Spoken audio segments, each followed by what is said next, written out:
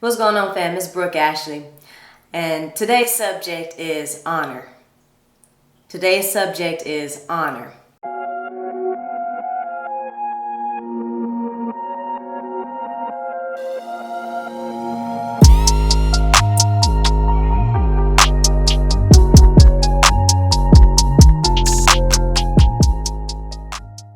I remember having a conversation with my mother, and we were talking about the situation that happened when I was 5 years old, when I witnessed my mother brutally beaten by my father, domestic violence at its best. And I remember my mom saying to me that, if she could go back, she wished she would have made the decision to be strong enough or to push herself to go ahead and walk away from that situation so that her children could have a better upbringing. And she knew that she did not deserve to be treated that way, but she allowed herself to stay in the midst of that struggle and in that trauma and in those trials and tribulations with my father within that marriage. And she apologized to me. And that meant the world to me. And it meant the world to me because I remember growing up hating my mother. I hated her because here is the example that I'm supposed to grow up following. And this woman is not even strong enough to walk away from a situation. She's not even strong enough to honor herself as a woman.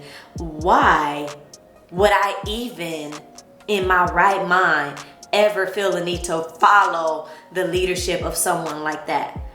And after I sat back and I thought about it, and I started diving into my mother's strengths and what she brought to the table, I realized that my mother is actually one of the strongest women I know. And she taught me a strength through her actions. Despite the situation that she went through, she taught me a strength in honoring myself. Now, my father always taught me, he said, utilize me as an example of a good example when it's a good example, and utilize me as an example of a bad example when it's a bad example.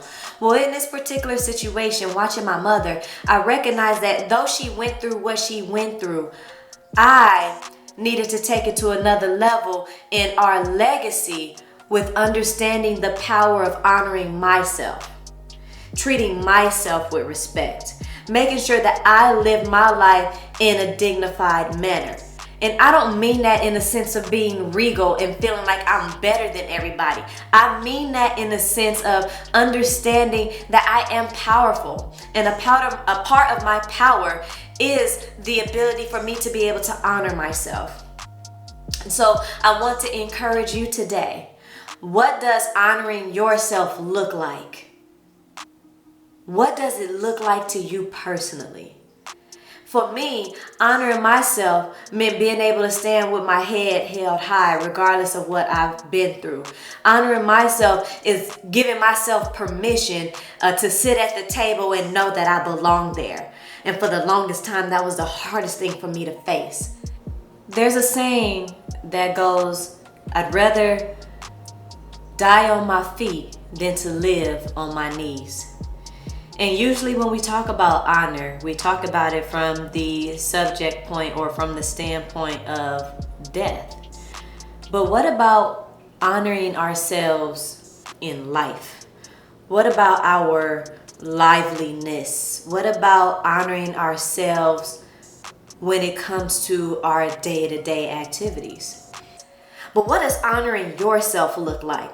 And so I just want to encourage you today to write in the comments, hey, what does honoring yourself look like? And how can we get ready to take that to the next level in your healing process? So it's your girl Brooke Ashley, and I just wanted to come and talk to you about the subject of honoring yourself.